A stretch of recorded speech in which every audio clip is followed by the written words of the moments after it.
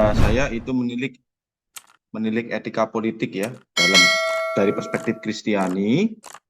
Nah, ada beberapa textbook yang saya gunakan terkait dengan ini ya dalam persiapan saya khususnya. Yang pertama itu yang jelas ini karya yang tetap terus dipakai ya, yaitu karyanya Aristoteles, politik gitu ya. Kemudian yang kedua, karena ini berkaitan juga dengan iman Kristen, ini yang sifatnya umum ya. Yang kedua, karena ini berkaitan dengan iman Kristen, itu saya pakai untuk yang PL, itu saya pakai karya ini, Politics in the Hebrew Bible. Kemudian juga untuk yang kaitannya dengan Perjanjian Baru, itu saya pakai tulisan saya sendiri, ya, yang lebih menunjukkan berkaitan dengan perintah-perintah yang ada di dalam Perjanjian Baru itu lebih bersifat personal, individual, ya, dan bukan hanya berlaku untuk orang Kristen, tapi berlaku untuk semua orang, tapi hanya dalam dimensi interpersonal, ya, pribadi. Sedangkan untuk di level institusi, termasuk negara atau politik, ya, itu tidak termasuk di dalam perintah-perintah yang ada di dalam Perjanjian Baru nih, khususnya berkaitan dengan perintah-perintah yang Tuhan Yesus buat atau sampaikan di khotbah di atas bukit ya. Jadi seperti perintah kasihlah sama manusia, itu perintah yang di dalam buku saya ini saya berargumen bahwa itu perintah yang berlaku bukan hanya untuk orang Kristen tetapi untuk semua orang ya. Tetapi itu hanya pada level hubungan antar pribadi, bukan pada level institusi. Nah, itu yang saya jadikan juga landasan untuk mengembangkan etika politik dalam perspektif Kristiani. Kemudian yang terakhir, buku yang terakhir itu 5 pandangan gereja dan politik. Ya. Nantinya saya akan cuma ambil 4 saja karena satu pandangannya itu lebih kontekstual berada di konteks negaranya ya, yaitu Amerika. Nah, hasilnya ini menggunakan metodologi yang sudah digunakan berkaitan dengan hubungan antara Kristus dan budaya ya, yang ditulis oleh Richard Niebuhr itu ya, Christ and Culture. Oke, nah politik itu apa? Itu secara umum aja kita coba definisikan, karena memang bisa didefinisikan macam-macam ya. Nah kalau kita bicara soal etimologinya saja, politik itu berasal dari bahasa Yunani politika yang berarti affairs of the cities atau urusan kota. Ya, jadi merujuk pada soal pengelolaan atau pemerintahan masyarakat seperti yang dibahas Aristoteles dalam karyanya Politics untuk menggumuli jawaban terhadap pertanyaan bagaimana yang terbaik manusia itu dapat hidup bersama. Ya. Jadi politik sebetulnya tidak bicara soal kekuasaan, tetapi bagaimana mengelola manusia itu bisa hidup bersama. Ya, dan memang di dalam pengelolaan itu nantinya ada yang memang berkuasa dan ada yang memang yang dipercaya atau diberi mandat ya untuk mengelola, dan ada yang berada di bawah pengelolaan itu. Ya, tetapi prinsipnya politik itu sebetulnya bicara soal pengelolaan kehidupan bersama. Nah, bagaimana secara singkat aja ya, jawaban Aristoteles ya terkait dengan pertanyaan tadi itu, bagaimana yang terbaik manusia itu bisa hidup bersama? Maka Aristoteles menjawabnya, sebuah negara itu tidak akan sejahtera atau bahagia kecuali ia menjadi makmur. Ia tidak akan makmur kecuali ia melakukan tindakan-tindakan yang baik. Ia tidak akan melakukan tindakan-tindakan yang baik kecuali ia memiliki kebajikan atau virtue. Jadi kesejahteraan atau kebahagiaan negara itu ketika salah satu bentuk empirisnya itu adalah melalui kemakmuran ya secara ekonomis, dan itu hanya bisa terjadi ketika memang ada perilaku yang baik yang lahir dari kebajikan atau virtue yang memang ada di dalam negara itu. Nah, kalau kita perhatikan di sini, ya makmur itu sekali lagi tadi saya singgung itu bicara soal aspek kehidupan perekonomian bangsa. Jadi apapun bentuk pemerintahnya nanti, kalau masyarakatnya itu perekonomiannya itu baik, ya sudah itu baik sudah. Ya, biasanya revolusi pemberontakan itu terjadi di sebuah negara atau pemerintahan itu terjadi revolusi itu biasanya kalau perekonomian negara itu sudah tidak karu-karuan ya, sudah kacau balau. Nah, itu pasti akan terjadi revolusi atau pemberontakan. Nah, sehingga kalau memang ingin membuat sebuah negara itu tumbang atau memberontak, ya bikin kacau ekonominya sudah. Itu sudah cara yang paling gampang sudah. Nah, tetapi dalam kaitan ini, Aristoteles bukan hanya bicara soal ekonominya, tetapi juga bicara soal edukasinya, pendidikannya. Ya, karena sekali lagi, bagaimana negara itu bisa berperilaku dengan baik, supaya rakyatnya itu makmur, ya ketika mempunyai kebajikan, dan bagi Aristoteles kebajikan itu bisa ditanamkan, dijadikan kebiasaan melalui yang namanya pendidikan. Ya, jadi Aristoteles sangat menekankan itu. Jadi supaya negara itu bisa sejahtera, pendidikan khususnya berkaitan dengan 4 kebajikan utama, ya, 4 cardinal virtues itu betul-betul diberikan porsi yang sebanyak-banyaknya untuk mendidik rakyatnya. Ya, 4 kebajikan utama itu bicara soal prudence, itu bagaimana bisa mengambil keputusan yang tepat, ya, kemudian keadilan, itu bicara soal fairness atau memberikan kepada pihak yang lain itu sesuai dengan bagiannya, ya, memberikan bagian pihak yang lain itu bagiannya. Kemudian fortitude itu bicara soal keberanian untuk tetap berdiri teguh, membela kebenaran, ya, di tengah-tengah kesulitan ataupun tantangan. Dan temperance itu bicara soal bisa untuk mengontrol diri, ya, moderasi, ya, tidak berlebih-lebihan, tidak berkekurangan. Kalau pakai di dalam filosofinya Aristoteles itu the golden mean, ya, batas yang ada di tengah-tengah itu, tidak ekstrim kiri atau tidak ekstrim kanan. Nah, ini jawaban Aristoteles. Dan karena ini kita bicara soal bagaimana kita mensikapi, ya, politik dari perspektif iman Kristen, maka mau tidak mau pakai yang namanya Alkitab. Ya, kalau saya bicara soal etika politik dalam perspektif Kristen, tapi pakainya Aristoteles, ya bertobatlah saya. Saya berarti bukan orang Kristen, ya. Jadi ini saya cuma sajikan di depan untuk menunjukkan bahwa ya bicara soal politik itu ya sudah dilakukan ya sejak lama sudah, ya. Nah, karena kita ini bicara soal politik berkaitan dengan iman Kristen, maka yang perlu kita coba pahami bersama adalah ini.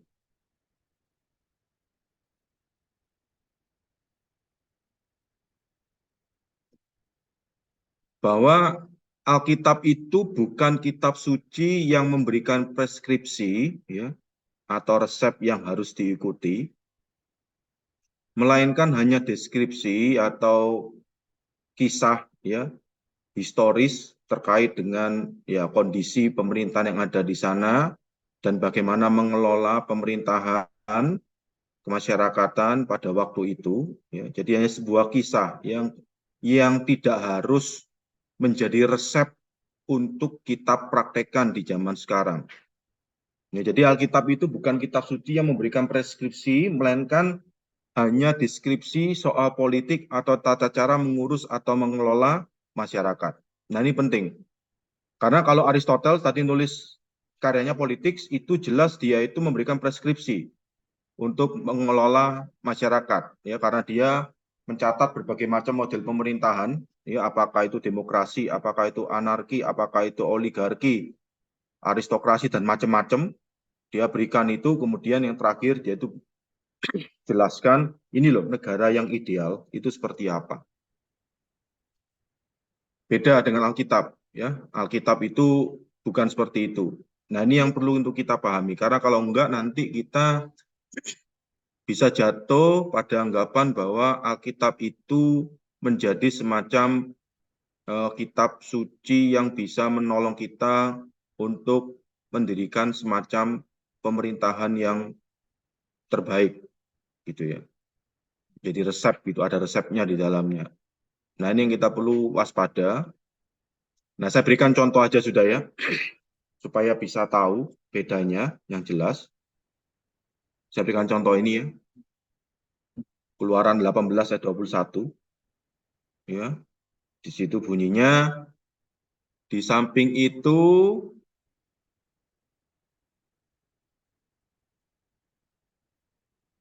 kau carilah dari seluruh bangsa itu orang-orang yang cakap dan takut akan Allah, orang-orang yang dapat dipercaya dan yang benci kepada pengejaran suap. Tempatkanlah mereka di antara bangsa itu menjadi pemimpin 1.000 orang, pemimpin 100 orang, pemimpin 50 orang, dan pemimpin 10 orang.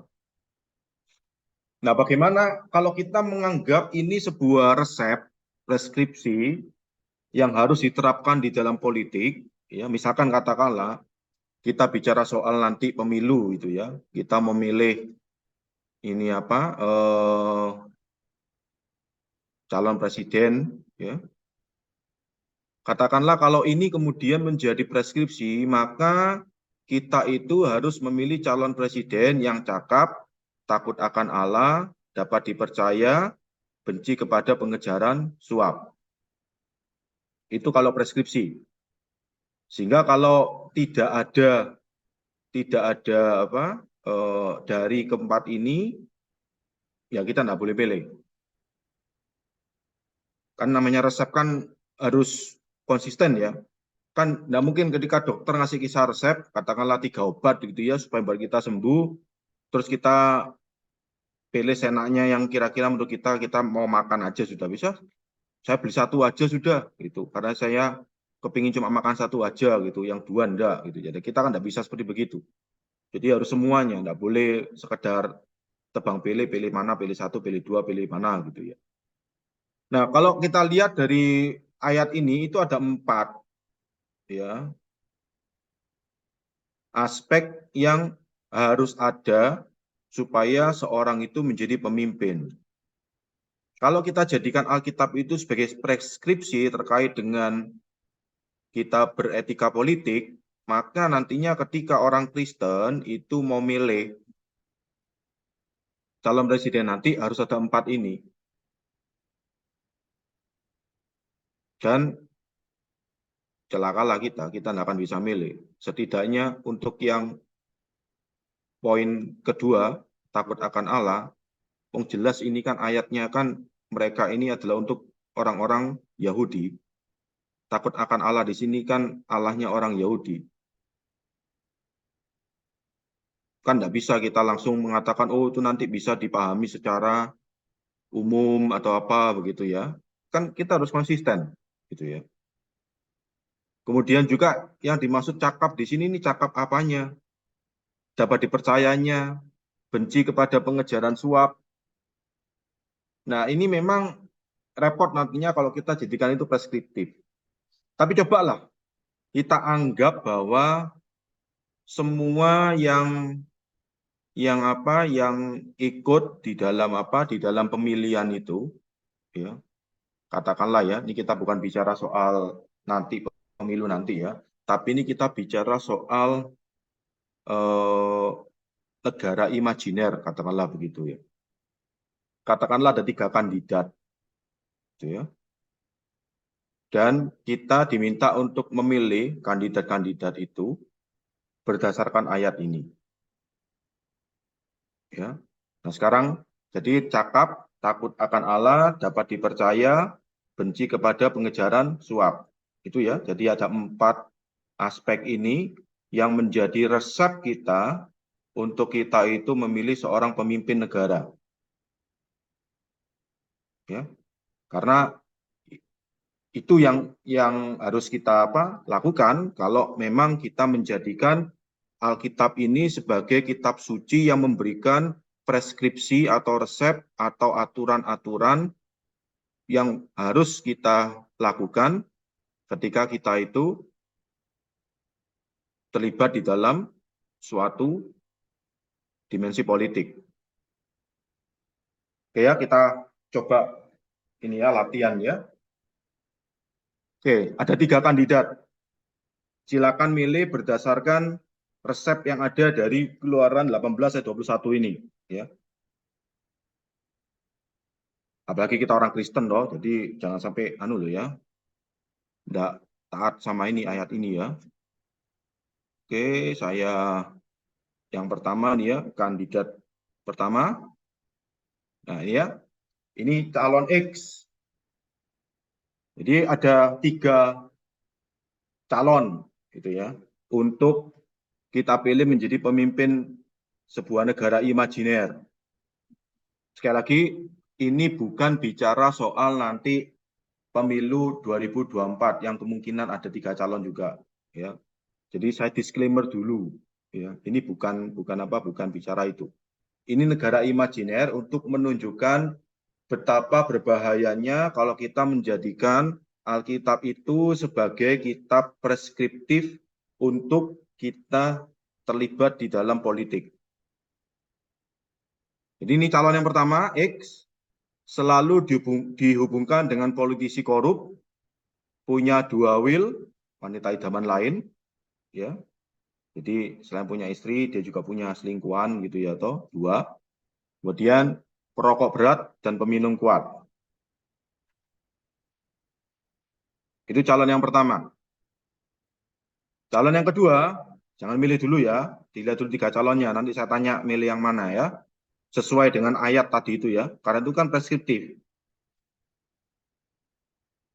Calon yang kedua, calon Y, itu dipecat 2 kali dari jabatan pekerjaannya. Bangsawan, bangsane wong tangiawan ya. Jadi seneng-seneng bangun siang gitu ya. Ya. Kemudian mantan pengguna narkoba. Gitu ya. Itu calon yang kedua. Senang bangun siang atau sore itu ya. Itu calon yang kedua. Kemudian calon yang ketiga dianggap pahlawan, tidak merokok, setia dalam pernikahan. Berarti kan ya, tadi 4 aspeknya, cakap, takut Tuhan, dapat dipercaya, benci kepada pengejaran suap. Kemudian kita punya 3 calon yang rekam jejaknya itu kita ketahui. Ya. Dan kalau kita memakai ayat ini sebagai resep untuk kita itu memilih, maka dari 3 calon ini, ya, yang pertama tadi itu, calon X selalu dihubungkan dengan politisi korup, punya 2 will, perokok berat dan peminum kuat. Calon Y dipecat 2 kali dari jabatan pekerjaannya, bangsawan, ya, senang bangun siang sore, gitu ya, bangsawan tanggawan, gitu ya, mantan pengguna narkoba, dan yang ketiga itu dianggap pahlawan, tidak merokok, setia dalam pernikahan. Maka kalau berdasarkan Keluaran 18 ayat 21, mana yang Bapak Ibu sekalian pilih? Calon X, Y, atau Z? Yang mana kira-kira?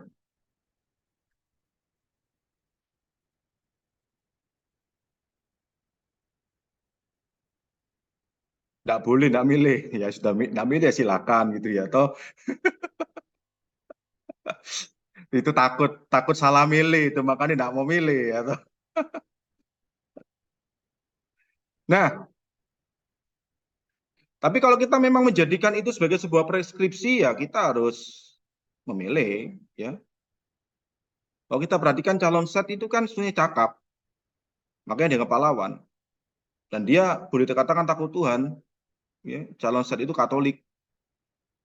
Yang dua calon lainnya juga sama, ya, Kristen, Katolik. Yang ini Katolik juga sama. Jadi bukan beragama lain. Tapi makanya saya tidak mau masukkan agamanya karena nanti bicara soal politik identitas, ya.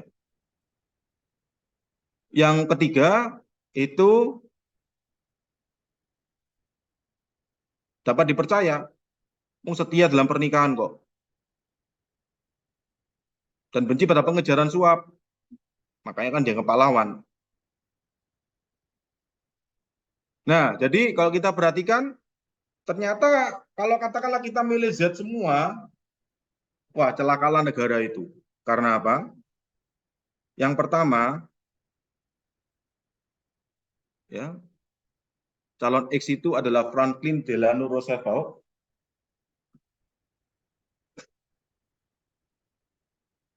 Yang Y itu Winston Churchill. Yang Z itu Adolf Hitler.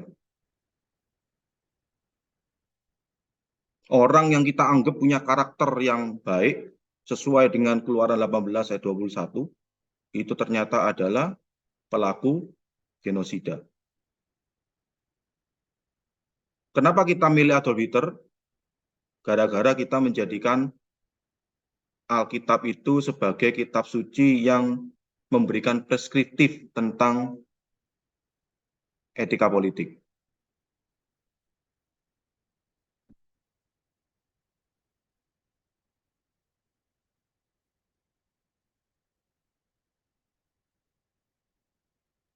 Nah, karena apa? Karena kita semua tahu, bagi iman Kristen khususnya ya, Alkitab itu adalah soal Tuhan menyelamatkan manusia, ya, dan dari dosa, dan bukan soal mengatur pemerintahan. Dan di dalam Tuhan memang melakukan karya keselamatan itu, pasti Tuhan itu terlibat di dalam sejarah manusia. Dan yang namanya sejarah manusia itu pasti ada di dalam juga pemerintahan. Dan Tuhan pasti menggunakan itu sebagai sarana, ya, untuk mengerjakan karya keselamatan. Kenapa kok dimulai dari bangsa Yahudi, dari Abraham yang kemudian menjadi bangsa Yahudi perjanjian lama? Karena nanti Kristus itu lahir menjadi seorang bangsa Yahudi di dalam perjanjian baru. Kalau tidak ada bangsanya, nanti lahir jadi alien, repot kita. Dia tidak sungguh-sungguh jadi manusia akhirnya, jadi alien dia. Dari makhluk luar angkasa. Celakalah iman kita kalau begitu.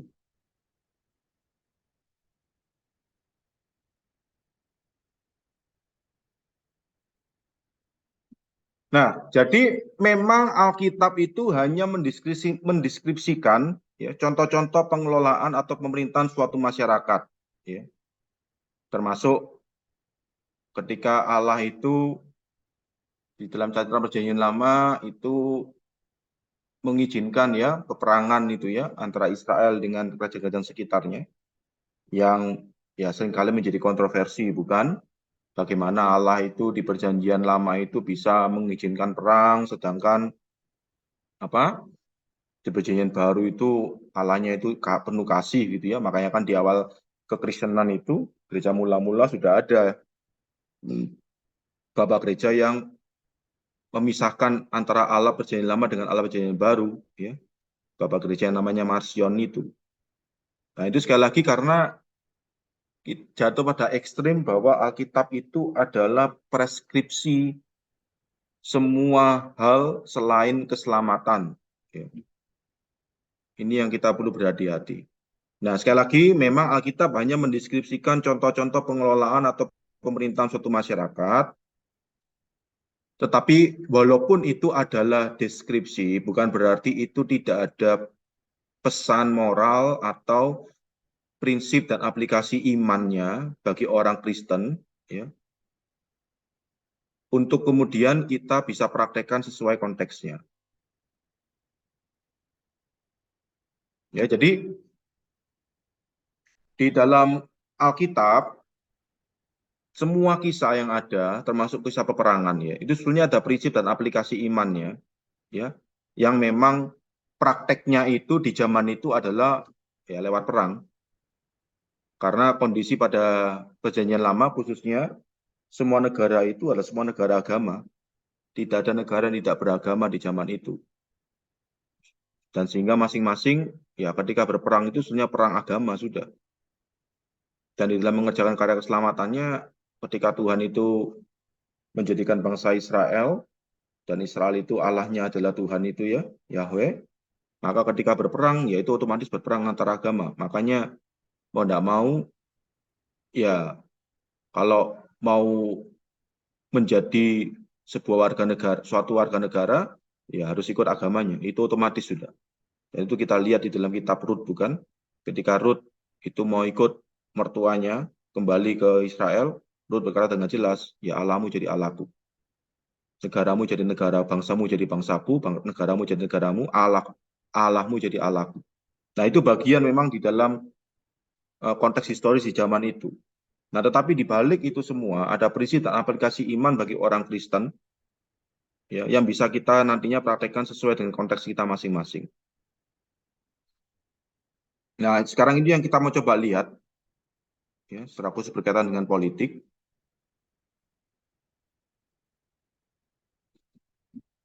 Kita lihat terlebih dulu prinsip dan aplikasi iman Kristen terkait politik.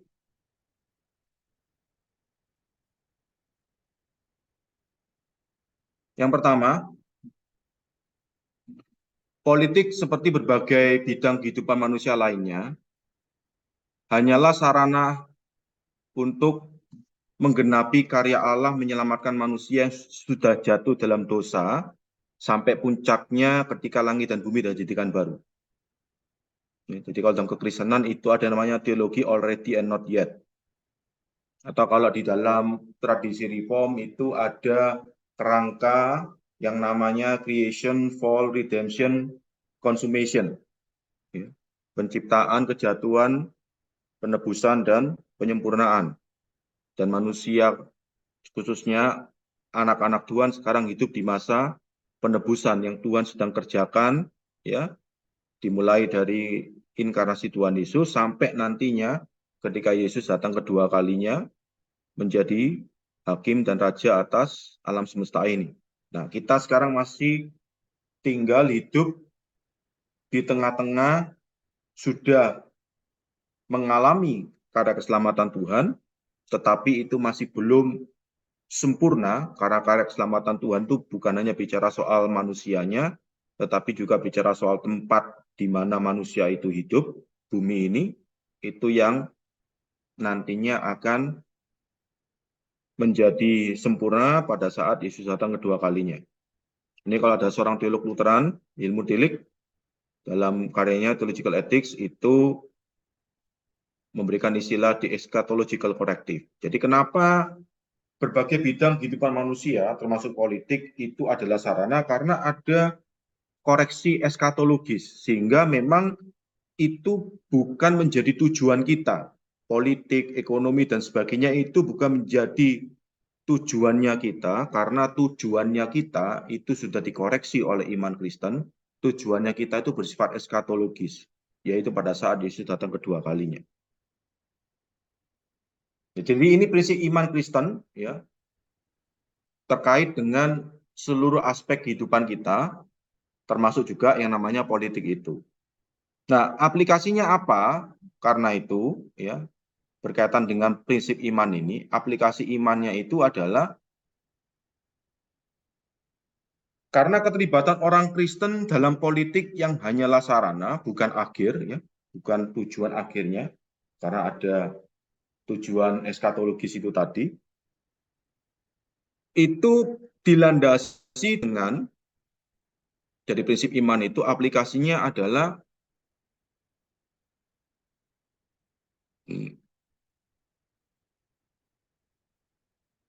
semangat untuk melihat secara realistik bidang kehidupan manusia yang disebut politik.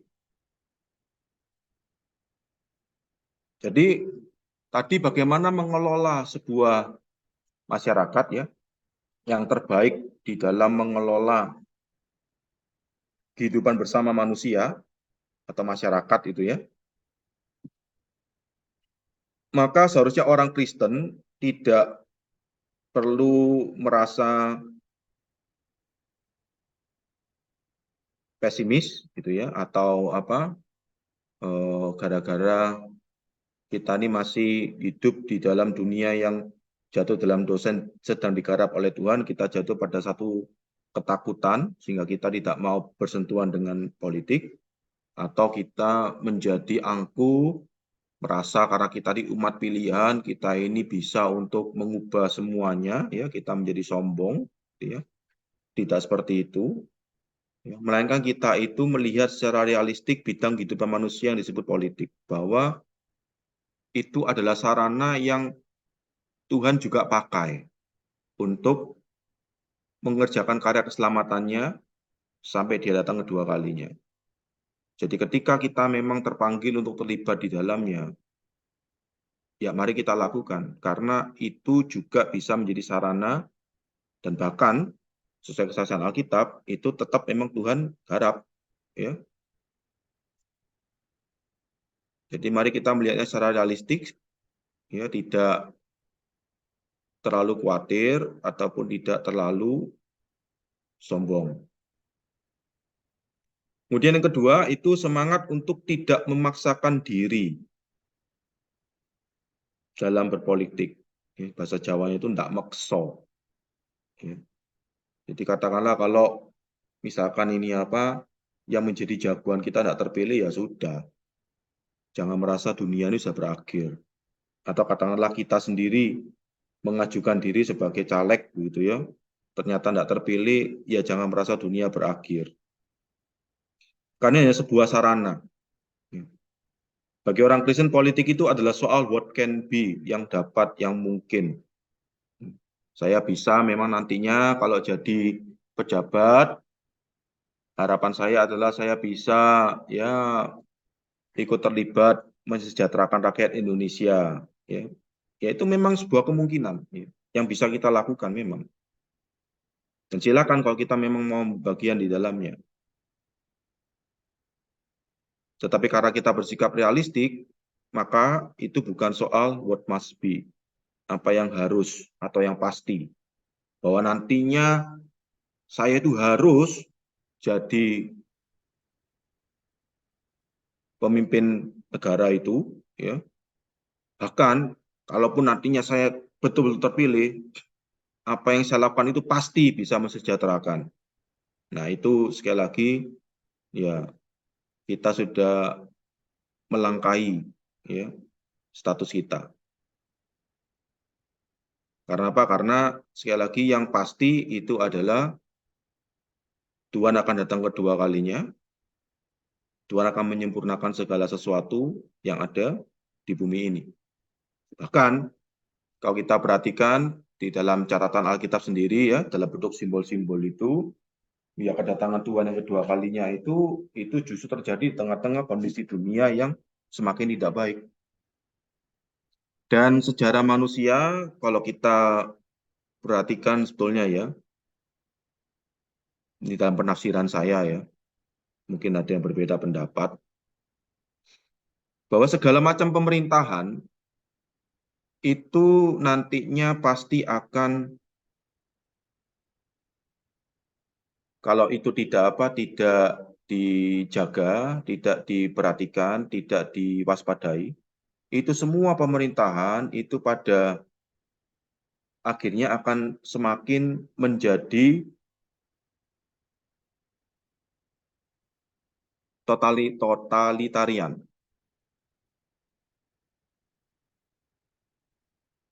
Karena apa? Secara teologis ya karena kita ini masih hidup dalam dosa, dunia ini masih apa?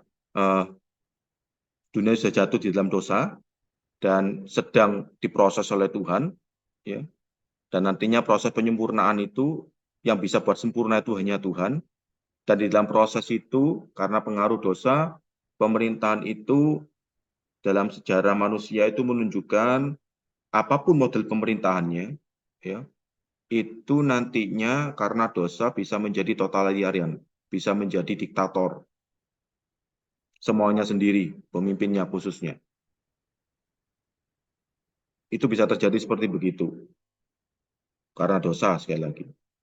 Nah, sehingga memang karena kita meyakini bahwa hanya bisa Tuhan yang menyempurnakan itu semua, kita sebagai orang Kristen jangan terlalu memaksakan diri menganggap bahwa yang bisa mengubah semuanya itu adalah saya. Tanpa saya, tidak akan ada yang bisa mengubah dunia ini. Nah, ini kita sudah terlalu memaksakan diri. Karena sekali lagi, orang Kristen di dalam politik, keterlibatan kita dalam politik itu dengan kesadaran bahwa itu adalah sebuah sarana, bukan akhir. Kemudian yang kedua,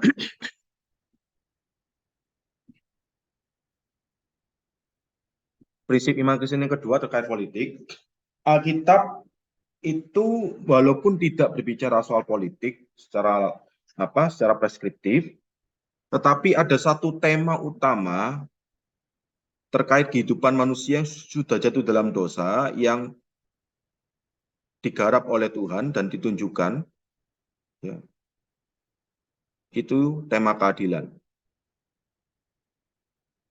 Jadi kenapa ketika di dalam melakukan karya keselamatannya, ya, bahkan sampai pada puncaknya salib, itu sebetulnya adalah wujud bagaimana kasih dan keadilan Tuhan itu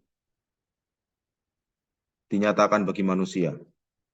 Nah, sehingga memang keadilan itu menjadi tema yang utama, ya. Manusia yang berdosa, yang adilnya harus dihukum, tetapi karena Tuhan mengasihi manusia, hukumannya itu ditimpakan kepada dirinya sendiri. Dan karena Yesus itu adalah Allah yang menjadi manusia, ya dia berdaulat dan berkuasa, ya, sehingga hukuman yang dia tanggung itu bisa untuk menebus dosa seluruh umat manusia. Nah, sehingga keadilan Tuhan ditegakkan, sekaligus kasih Tuhan dinyatakan melalui berita salib itu. Dan ini tema yang utama yang ada dalam Alkitab. Ya, dan itu sejak awal saya dikatakan, ya, misalkan di Kejadian 18 ayat 25, ketika bicara soal Sodom dan Gomora, Abraham berkata kepada Tuhan, Tuhan, Engkau adalah hakim yang adil. Ya. Jadi kalau hakim yang adil, ya pasti memberikan hukuman yang pantas. Itu salah satu contohnya. Amos 5 ayat 24 juga bicara dengan jelas bahwa keadilan itu sesuatu yang perlu untuk senantiasa dihadirkan dalam kehidupan manusia yang sudah jatuh dalam dosa ini. Ya. Dan salah satunya adalah Tuhan itu mendirikan pemerintah, yang menggunakan pemerintah, politik, sarana, ya, untuk menegakkan keadilan itu. Dan itu dinyatakan dalam Roma 13 ayat 4. Bahkan di Matius 22 ayat 1, Yesus pun juga mengatakan dengan jelas, ya, untuk kita itu bersikap adil, memberikan kepada Allah dan memberikan kepada pemerintah.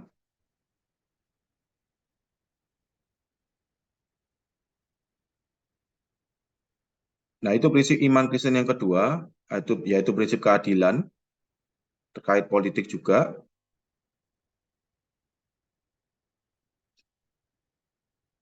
Nah, mungkin pertanyaan selanjutnya adalah, sekarang dimaksud keadilan itu seperti apa? Ya. Nah, di sini beberapa filsafat itu berusaha untuk menafsirkan keadilan, gitu ya. Dan nantinya kita bisa melihat bahwa ya kita kira-kira bisa temukan yang paling sesuai konsep keadilan dalam Alkitab. Jadi misalkan Plato itu mengajarkan bahwa manusia itu hidup sesuai bagian-bagian yang telah ditetapkan oleh Allah, ya, dalam arti dewa-dewanya Yunani, ya. Jadi penjabat, tentara, pekerja itu ya sudah dari sononya itu ditetapkan oleh Tuhan. Ya, termasuk budak dan sebagainya. Sehingga keadilan itu terletak pada perhatian akan urusannya sendiri dan tidak mencampuri urusan orang lain. Karena bagi Plato, kalau tiap-tiap orang itu mengerjakan apa yang menjadi urusannya, tidak cawe-cawe urusan orang lain, itu aman, itu sudah. Ya, masyarakat itu. Ya. Yang tentara ya tentara, pekerja-pekerja, pejabat ya pejabat. Jadi ya, kalau ada pejabat mau jadi pekerja, atau pekerja mau jadi pejabat, tentara mau jadi pejabat, nah itu repot nantinya. Itu menurut Plato. Nah, dan ini sesuatu yang memang sebetulnya ya secara praktis ya malah justru membuat masyarakat itu ya bisa saling tidak sinergi satu dengan yang lain karena semua pada jalan sendiri-sendiri. Walaupun secara ideal menurut Plato itu bisa gitu ya. Kemudian kalau Machiavelli itu manusia hidup sesuai kepentingannya. Ya, jadi jangan bertindak menurut perintah moralitas, tetapi bertindaklah menurut perintah kepentingan. Ya, jadi saya itu adil kalau saya itu bisa hidup sesuai kepentingan saya. Jadi tidak peduli sama kepentingan orang lain. Kalau Marx atau Marxisme, manusia itu hidup secara seragam. Jadi keadilan itu ya kalau semua dibagi seragam, bagi rata, itu.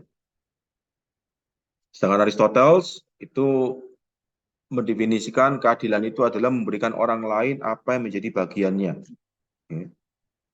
Giving what is due to others. Nah, dalam pemahaman saya tentang keadilan yang dinyatakan oleh Alkitab, itu lebih bisa dipahami sesuai dengan apa yang dikatakan Aristoteles tadi, memberikan apa yang menjadi bagiannya. Jadi ketika Yesus berkata, berikan kepada Allah, ya apa yang menjadi bagiannya Allah, berikan kepada Kaisar, apa yang menjadi bagiannya Kaisar. Nah itu sebetulnya konsep keadilan yang dinyatakan oleh Alkitab. Ya. Seperti yang sudah dinyatakan oleh Aristoteles. Karena bicara soal perintah moral yang memang berlaku universal. Ya, yang sudah built-in di dalam kehidupan manusia. Ya. Bukan sesuatu ketika Yesus datang, Tuhan Yesus itu menambahkan sesuatu yang baru. Tidak. Tuhan Yesus hanya menggenapi untuk menyaksikan keadilan yang sejati itu seperti apa. Ya. Secara khusus ketika kita bicara soal ditegakkannya keadilan terhadap manusia yang berdosa. Jadi tetap manusia yang berdosa itu mendapatkan bagiannya yaitu hukuman. Hanya saja karena cintanya Tuhan, hukumannya itu sekarang ditanggung oleh Tuhan sendiri.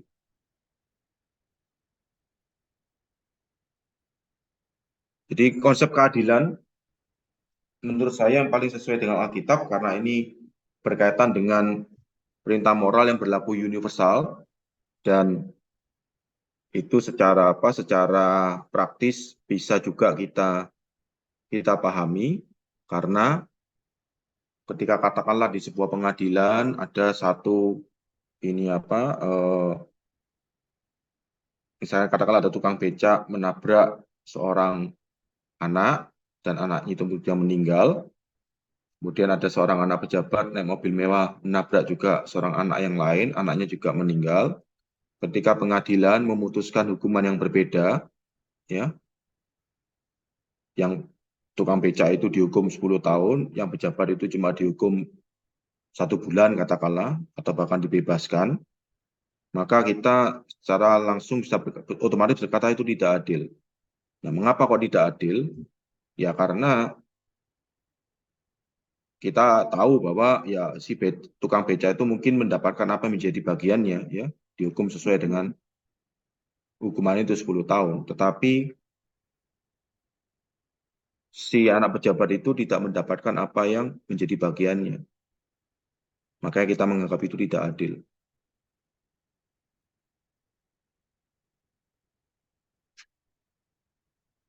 Nah, dari konsep keadilan seperti itu yang disaksikan oleh Alkitab, maka aplikasi prinsip iman Kristen adalah keterlibatan orang Kristen dalam politik adalah untuk menghadirkan keadilan dalam kehidupan berbangsa dan bernegara, yaitu memberikan yang memang menjadi bagiannya masing-masing. Jadi bagaimana seorang warga negara itu bertindak adil kepada pemerintahnya, ya memberikan kepada pemerintahnya itu bagiannya. Misalkan ketika pemilu nanti ya kita tuh bertindak adil kepada pemerintah, bagaimana? Ya ketika kita memberikan pemerintah itu bagiannya. Pemerintah ingin kita itu memilih. Dan ketika kita melakukan pilihan itu, ya, maka kita sudah bersikap adil kepada pemerintah, memberikan kepada pemerintah itu bagiannya. Dan bagaimana pemerintah itu bersikap adil kepada rakyatnya? Ya ketika memberikan kepada rakyatnya itu bagiannya. Kesejahteraan hidup, dan hal-hal yang bisa membuat hidup bersama itu lebih baik dan lebih bisa dinikmati. Karena keadilan itu sebetulnya adalah sesuatu yang bisa diukur. Makanya ini penting sekali menjadi prinsip moral yang berlaku universal berkaitan dengan sebuah institusi. Kita bisa menilai sebuah institusi itu bersikap adil ketika kita bisa melihat itu secara terukur.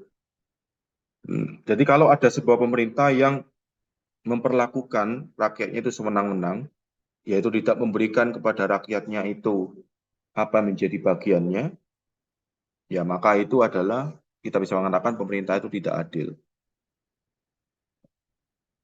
Dan karena dunia ini sedang digarap oleh Tuhan, dan dunia ini masih dalam kondisi berdosa,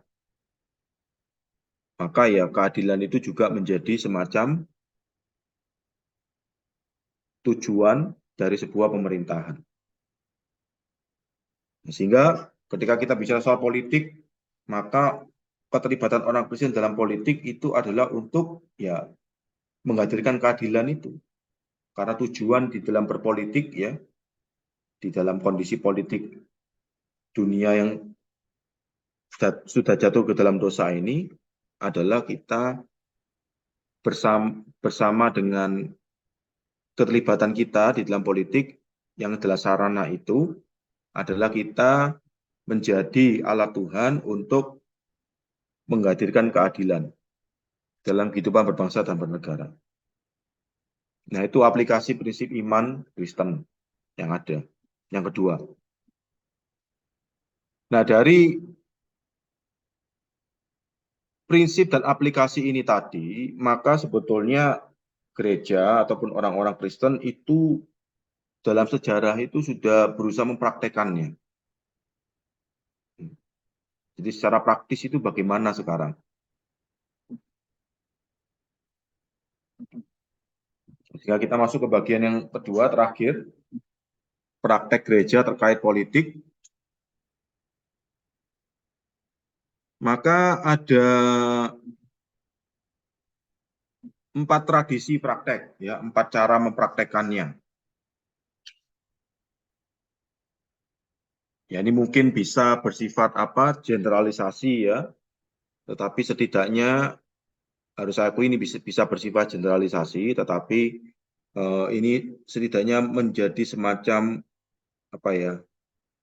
guideline bagi kita untuk nantinya masing-masing kita bisa melihat kondisi gereja dan diri kita masing-masing untuk menolong kita bisa mempraktekkan itu ya prinsip dan aplikasi iman kita terhadap politik itu dengan lebih baik. Nah, ada 4 macam cara atau tradisi. Yang pertama itu the separatist, the paradoxical, the transformationist, the integrationist. Ya, jadi sekali lagi dari buku yang tadi saya sampaikan itu ada 5. Satunya itu lebih kepada konteks di negara Amerika yang sebetulnya menurut saya itu bisa digabungkan dengan the transformationist, tetapi karena itu ada satu tradisi atau cara yang khusus bagi mereka, maka itu dipisahkan oleh buku itu, karena buku itu ditulis untuk konteks negara Amerika. Nah, ada 4 di sini yang nanti bisa menjadi bahan pertimbangan kita, bagaimana mempraktekkan iman dan mempraktekkan prinsip dan aplikasi iman Kristen terhadap politik itu tadi. Yang pertama, the separatist. Ya. Tadi saya katakan bahwa kita perlu realistik gitu ya, melihat kehidupan politik. Kita tidak perlu memaksakan diri. Ya. Dan kita itu memberikan kepada pemerintah itu bagiannya ya, kalau kita memang mau bertindak adil. Jadi, the separatist itu boleh dikatakan tidak realistik melihat kehidupan politik. Ya, jadi menganggap politik itu sesuatu yang betul-betul jahat. Ya. Makanya mereka itu cenderung melepaskan diri terlibat dalam politik. Jadi bukan sekedar tidak memaksakan diri, tetapi cenderung sudah tidak mau cawe-cawe sudah sama politik.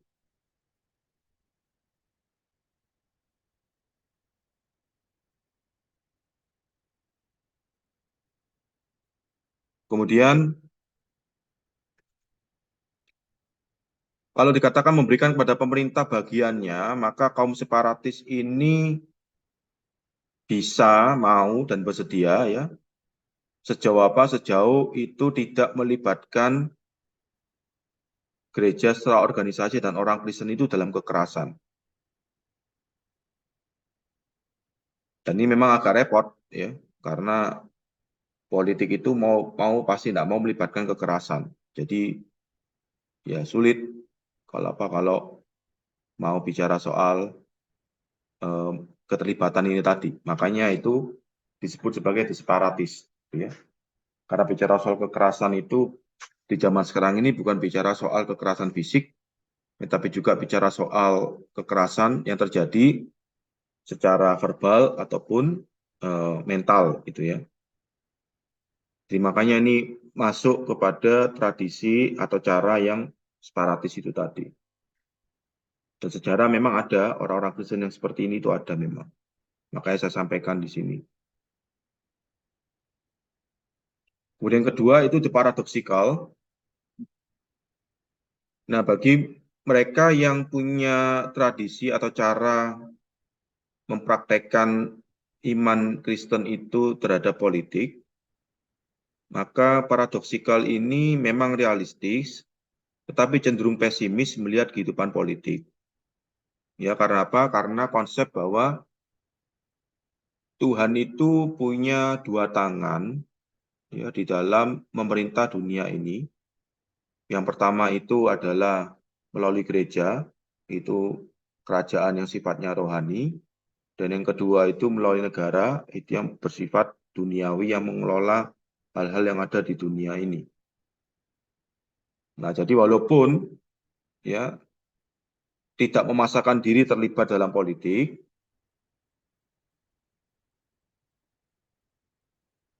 tetap bisa terlibat di dalam politik sejauh itu tidak melibatkan organisasi gereja dalam politik. Jadi kalau hanya pribadi-pribadi orang Kristennya saja itu silakan, ya. Karena apa? Karena ya politik itu hanya bicara soal dunia ini, ya, tidak bicara soal dunia yang akan datang. Nah, sedangkan gereja itu bicara soal dunia yang akan datang, sehingga itu tidak boleh dicampurkan. Ya. Walaupun tidak boleh dicampurkan, itu bukan berarti ya betul-betul terpisah, gitu ya. Seperti tadi yang pertama, ada separatis. Setidaknya spektrum ini mengizinkan orang-orang Kristennya secara individu untuk terlibat di dalam politik. Ya. Karena apa? Karena ya keterlibatan itu sejauh bagaimana pengelolaan masyarakat yang ada di dalam dunia ini. Jadi memang nantinya ya bisa jatuh kepada semacam ini apa, kalau tidak hati-hati ya, semacam schizofrenia kehidupan ya, kepribadian ganda ya. Jadi ketika di gereja itu mengikuti prinsip-prinsip rohani, sedangkan ketika di dunia politik itu mengikuti prinsip-prinsip duniawi yang bisa jadi bertentangan dengan prinsip-prinsip rohani. Itu bahaya daripada the paradoxical ini tadi. Kemudian yang ketiga, the transformationist. Kalau tadi yang paradoksikal itu realistik yang cenderung pesimis, maka transformationist ini realistik yang cenderung optimis melihat kehidupan politik. Ya. Memang tidak memaksakan diri terlibat dalam politik, tetapi memberikan kepada pemerintah bagiannya, ya, terlibat politik itu dengan tujuan apa? Supaya gereja secara organisasi dan orang Kristen itu dapat mentransformasi pemerintahan sehingga menghadirkan shalom. Jadi bagi spektrum transformasionis ini, ketika terlibat di dalam politik itu tujuannya adalah untuk mentransformasi, termasuk mentransformasi kehidupan politik yang sedang seseorang Kristen itu terlibat di dalamnya. Jadi bukan hanya mentransformasi nantinya ini apa kehidupan rakyatnya supaya bisa sejahtera, tetapi juga mentransformasi struktur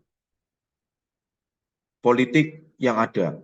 Supaya apa? Supaya betul-betul shalom itu bisa hadir, baik di dalam kehidupan politik sendiri dan juga di dalam kehidupan berbangsa dan bernegara secara keseluruhan. Jadi memang bahaya daripada spektrum ini yaitu bisa jatuh pada anggapan walaupun politik itu adalah sarana untuk perubahan, ya, politik itu bisa menjadi sarana atau agen untuk perubahan, tetapi bahaya daripada spektrum ini adalah menjadikan politik itu tidak lagi salah satu sarana, tetapi menjadi satu-satunya sarana. Ya, bahaya daripada transformasionis ini adalah tidak lagi menjadikan politik itu sebagai salah satu agen perubahan, tetapi menjadi satu-satunya agen perubahan. Nah, ini bahayanya. Ya, karena tadi sekali lagi realistik yang cenderung optimis, gitu ya, melihat kehidupan politik. Kemudian yang terakhir itu the integrasionis.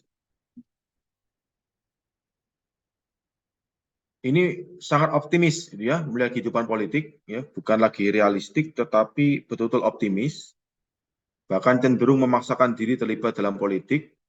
Kenapa? Karena punya tujuan untuk mensintesakan gereja dan negara.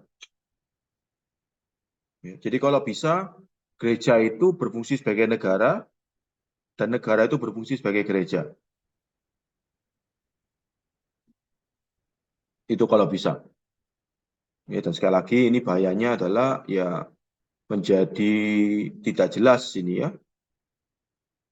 Apakah memang betul kerajaan Tuhan itu kerajaan yang akan datang ya atau kerajaan yang sudah ada sekarang ini. Ya. Prinsip-prinsip rohani yang sedang kita tumbuh kembangkan berkaitan dengan kekristenan itu bicara soal kerajaan yang akan datang atau bicara soal kerajaan sekarang. Itu bahayanya. Akhirnya itu menjadi tidak jelas, bahkan bercampur. Nah, itu 4 cara atau tradisi di dalam mempraktekkan prinsip dan aplikasi iman Kristen terkait kehidupan politik, gitu ya. Dan konklusi dan refleksinya, gereja secara organisasi dan orang Kristen itu perlu melihat secara realistik kehidupan politik, walaupun tidak perlu memaksakan diri untuk terlibat di dalamnya. Kemudian gereja secara organisasi dan orang Kristen perlu menghadirkan keadilan, yang memberi kepada pihak lain yang menjadi bagiannya dalam segala bidang kehidupan, termasuk dalam kehidupan politik, ya. Apakah itu terkait pembelajaran ataupun itu terkait keterlibatan. Ya, karena bisa jadi kita sendiri itu tidak bersikap adil, ya. Kita mengajarkan banyak hal, dalam berbagai aspek kehidupan, ya ekonomi, teknologi, dan lain sebagainya, tetapi kita mengabaikan aspek politik misalnya, yaitu artinya kita tidak bersikap adil ya, di dalam menjalani kehidupan ini, karena ada satu aspek yang kita tidak berikan bagiannya di dalam kehidupan iman kita. Kemudian gereja secara organisasi dan orang Kristen perlu mempraktekkan prinsip dan aplikasi iman Kristen terhadap politik tersebut dengan semakin mendalami cara atau tradisi masing-masing telah dan sedang mempraktekannya, ya, sambil terus memperbaiki diri supaya lebih tangkap dan berhikmat dalam politik. Jadi masing-masing kita, khususnya yang mengaku sebagai pengikut Kristus, itu pasti berada di dalam sebuah spektrum, ya, berkaitan dengan cara kita memandang politik, cara kita terlibat di dalam politik. Dan yang namanya cara itu bisa berbeda satu dengan yang lain. Seperti tadi itu ya, setidaknya itu ada 4 cara atau 4 tradisi itu ya. Nah, bagi saya, gereja dan orang Kristen sendiri perlu untuk menggumuli tradisi atau cara yang sudah dijalani sampai hari ini di dalam keterlibatan terhadap politik itu tadi, sambil terus memperbaiki diri supaya lebih tangkap dan berhikmat di dalam berpolitik. Nah, ini penting sekali, karena kalau enggak nanti kita tidak akan tanggap, gereja justru akan bisa gagap ya berkaitan dengan politik itu tadi. Bahkan pada akhirnya nanti mungkin mengabaikan pembelajaran berpolitik kepada jemaat dan menimbulkan akhirnya ya jemaat tidak punya arahan yang jelas. Dan kita tahu bahwa informasi itu sekarang sudah mudah didapat, dan ketika gereja mengabaikan itu, ya jemaat pasti nanti akan cari di tempat yang lain yang belum tentu baik, yang belum tentu tepat, yang malah mungkin bisa menyesatkan mereka.